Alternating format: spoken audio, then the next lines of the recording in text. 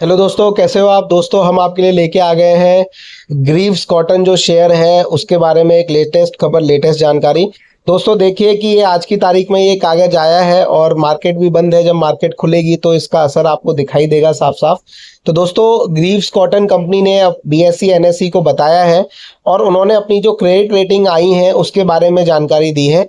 तो चलिए दोस्तों देखते हैं कि ये क्रेडिट रेटिंग कैसी आई है, अच्छी आई है, बुरी आई है, इससे शेयर पे क्या फर्क पड़ने वाला है। तो दोस्तों देखिए इन्होंने क्या लिखा है कि डियर सर मैडम, सब्जेक्ट दिया है इन्होंने कि intimation of credit rating pursuant to regulation 30 of SEBI, listing obligation and disclosure requirement regulation 2015।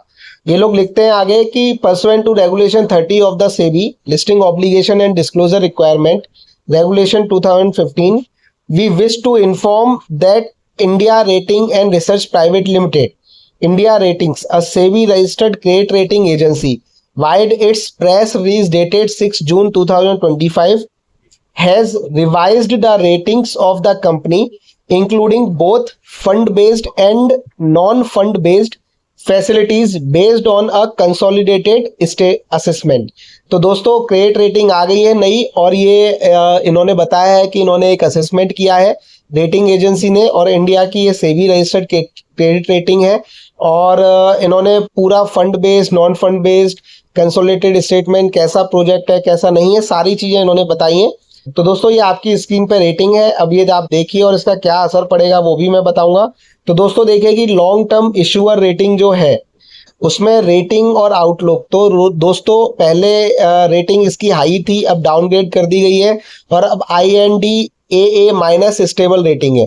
तो दोस्तों घटा दी गई है, पहले रेटिंग अच्छी थी यानी शेयर की रेटिंग है वो गिरा दी गई है। तो कहीं ना कहीं ये शेयर की जो बुक्स हैं, जो बैलेंस शीट्स हैं, जो क्रेडिट रेटिंग्स हैं, बहुत सारी चीज़ों पे असर डालेगा। सेकंड पॉइंट आप देखिए दोस्तों की fund based working capital limits, दोस्तों पहले वो 230 मिलियन थी, अब दोस्तों वो भी घटा दी गई है और वहाँ की रेटिंग हो गई है आपकी इंडिया AA माइनस स्टेबल है और वो डाउनग्रेडेड मतलब कम कर दी गई है। तीसरी रेटिंग देखिए दोस्तों non fund based working capital limits, तो वो रेटिंग दोस्तों पहले देखिए 600 मिलियन के लिए थी और आप देख सकते हो कि India A1 plus affirmed rating के लिए है वो, और उसमें भी दोस्तों घटा दी गई है, कम कर दी गई है, और वो भी दोस्तों आपकी अफर्म्ड है, मतलब ये वही रखी गई है इंडिया A1 प्लस। तो यानी दोस्तों लॉन्ग टर्म में रेटिंग खराब कर दी गई है।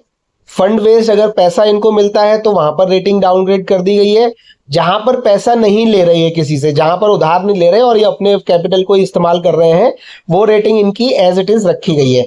तो दोस्तों ये रेटिंग है। अब देखिए क्या है कि ज्यादातर रेटिंग इनकी कम कर दी गई है, तो कहीं ना कहीं शेयर के प्राइस पे असर पड़ेगा और एक दो बार मतलब हो सकता है प्राइस गिरे, तो जो लोग खरीदने के लिए बैठे हैं वो इस प्राइस के गिरने का मौके का फायदा उठा सकते हैं।